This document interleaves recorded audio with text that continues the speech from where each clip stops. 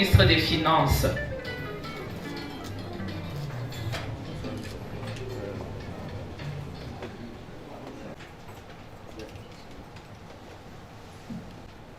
Monsieur le directeur de l'ANIF, Monsieur les promoteurs des organismes à but non lucratif, distingués responsables du MINAT, du MINFI et de l'ANIF, tout protocole respecté,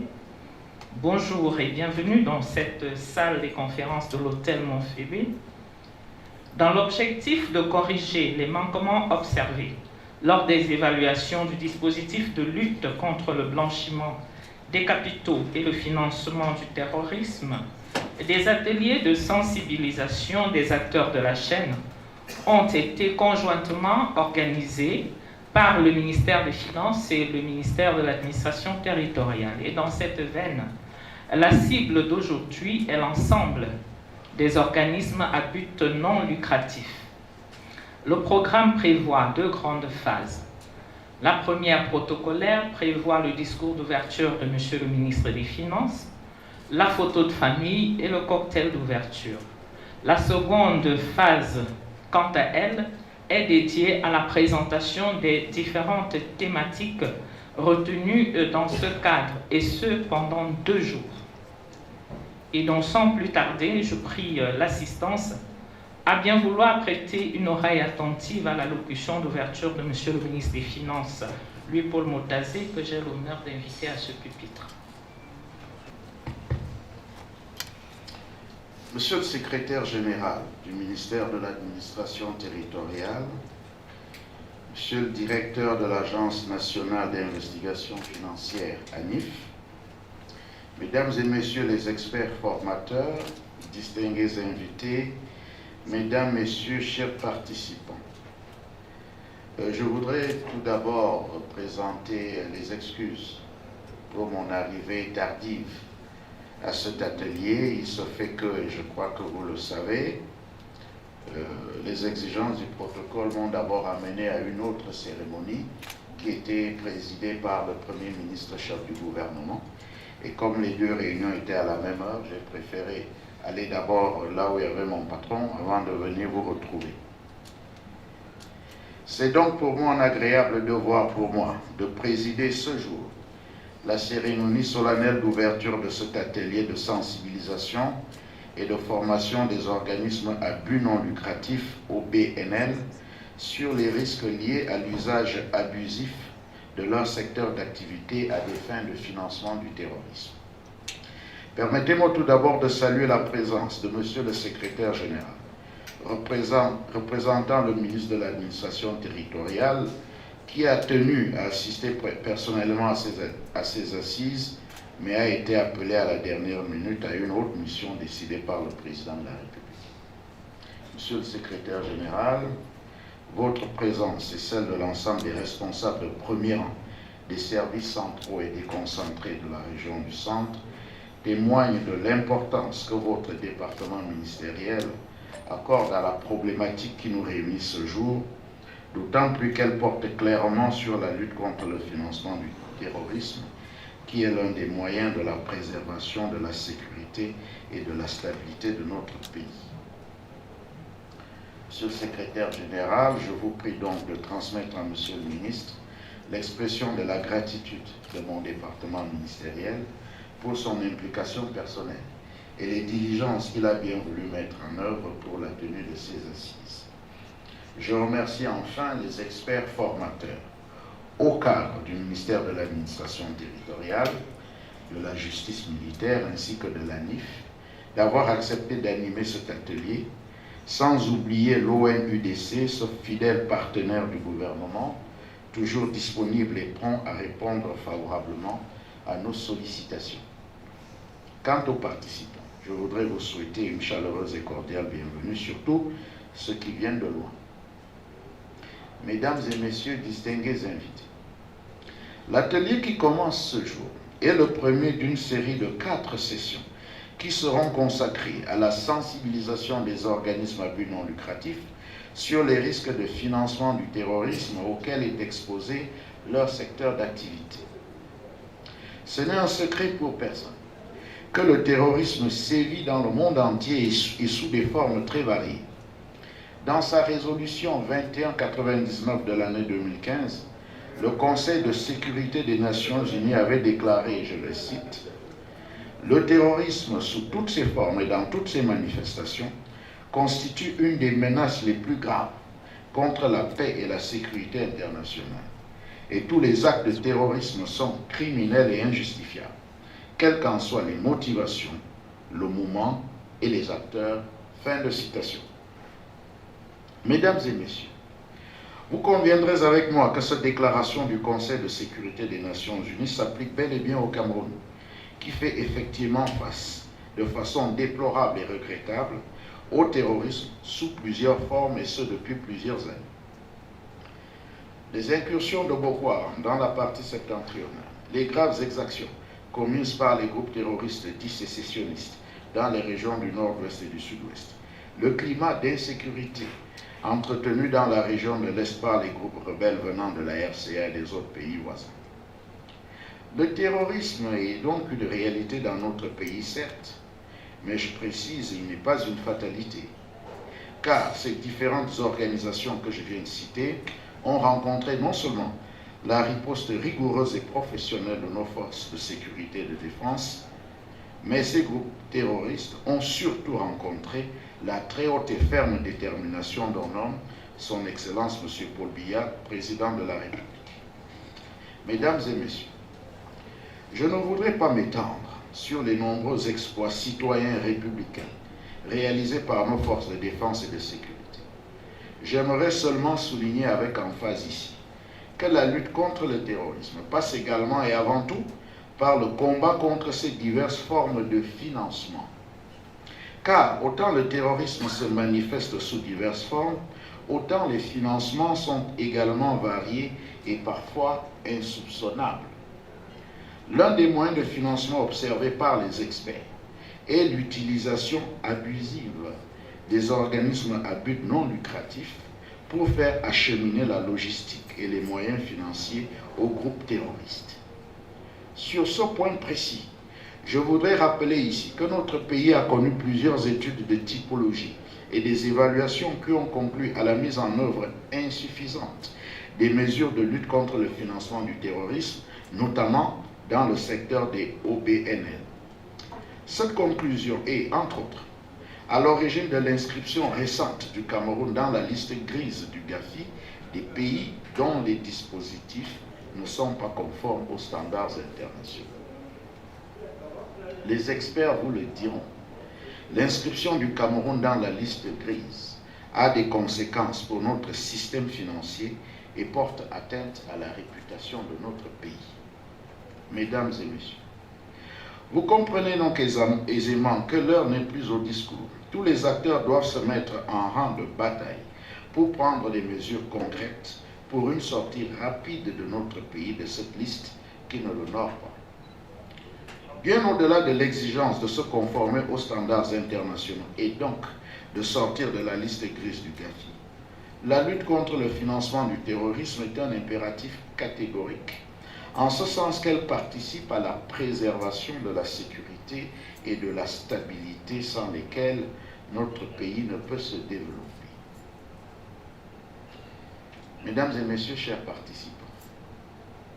globalement, et comme je viens de le souligner, la tenue de cet atelier vise un double objectif. La conformité aux normes internationales de lutte contre le financement du terrorisme d'une part, et d'autre part, le besoin d'assurer et de garantir la sécurité et la stabilité de notre pays. Mais de façon précise, je voudrais relever que ces assises ont pour but d'alerter, de sensibiliser, d'aviser, de conscientiser les OBNL contre le risque de détournement et l'instrumentalisation de leurs activités à des fins de financement du terrorisme. Chers participants, il s'agira, à travers les présentations qui vous seront faites, d'accroître votre vigilance et celle de vos donateurs sur un phénomène, celui de l'utilisation abusive de votre secteur d'activité et qui est susceptible de vous mettre en délicatesse avec la réglementation en vigueur si vous n'y prenez garde. Après la sensibilisation et la formation des acteurs du secteur minier, des magistrats et des autorités d'enquête, mon département ministériel, en collaboration avec le ministère de l'administration territoriale, a jugé opportun de s'adresser cette fois aux organismes à but non lucratif, pour la simple raison que les études et évaluations que j'ai évoquées à l'entame de mon propos ont révélé que les acteurs du secteur financier, les banques notamment, sont déjà mieux outillés, aguerris et disposent des mécanismes adéquats de détection des flux financiers pouvant être associés au financement du terrorisme. D'après ces mêmes études et évaluations, cela n'est pas encore le cas dans le secteur non financier où sont logés les organismes à but non lucratif. Ce manquement de l'avis des évaluateurs constitue une vulnérabilité de ce secteur dans la mesure où les dons extérieurs peuvent être facilement acheminés vers les groupes terroristes. C'est pourquoi le Conseil de sécurité des Nations Unies, dans sa résolution 2199 que j'ai citée, et d'autres instances internationales compétentes, exhortent les États à veiller au renforcement de la vigilance du système financier et à œuvrer aux côtés des OBNL afin que les flux financiers provenant des dons de bienfaisance ne soient pas détournés au profit des groupes terroristes ou des personnes qui leur sont associées. Tout en reconnaissant à juste titre le rôle social essentiel qu'elles jouent auprès de nos populations les plus vulnérables,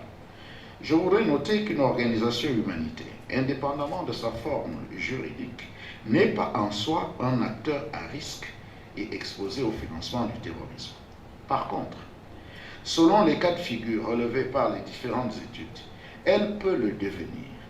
lorsque, exerçant dans les zones où sévissent les groupes terroristes, elle est abusivement utilisée à des fins de financement du terrorisme. Cet usage abusif peut se faire soit consciemment, avec la complicité active d'un promoteur véreux, soit à son insu, du fait de l'ignorance des mesures classiques de vigilance ou encore des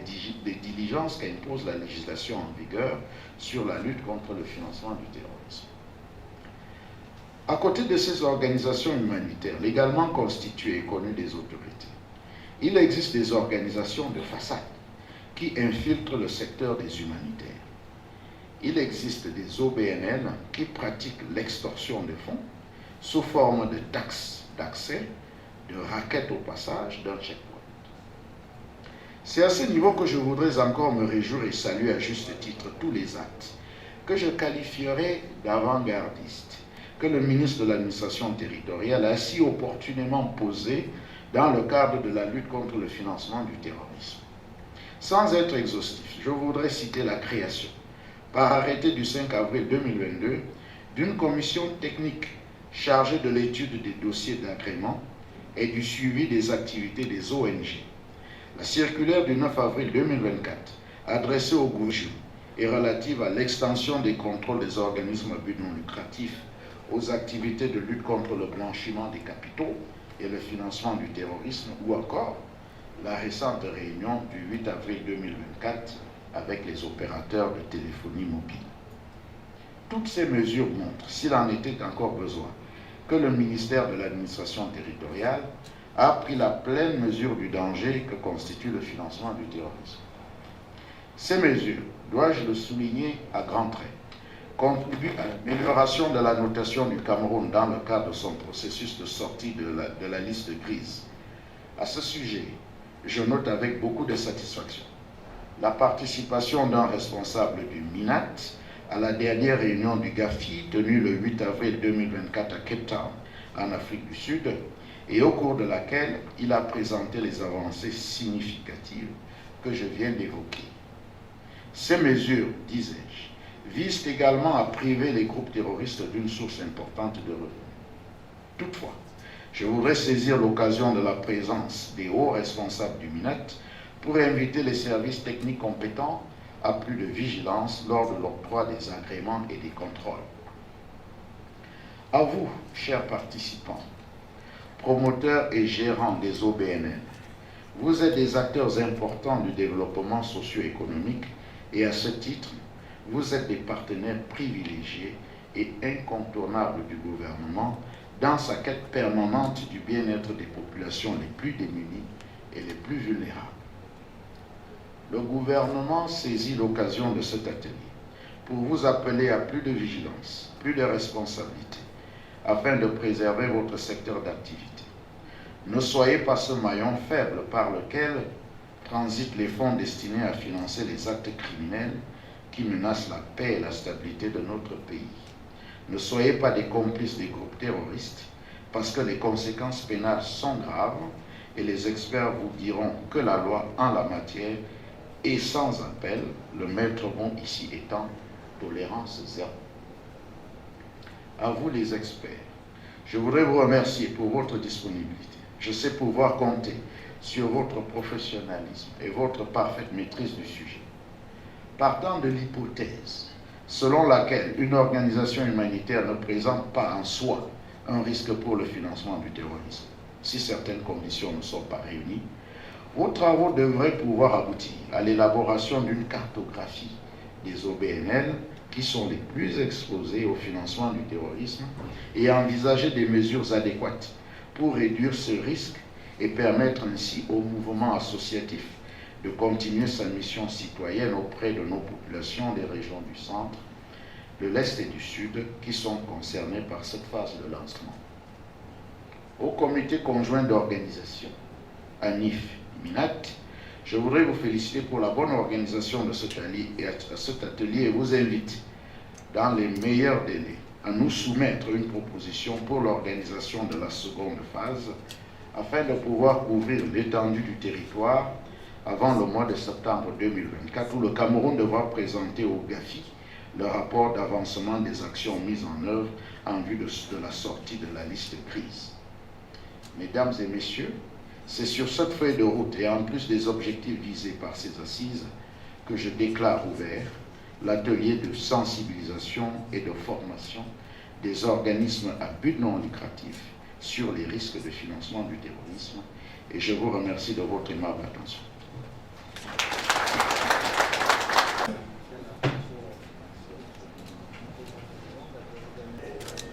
Quatre, 3, 2 et 1. Terminé.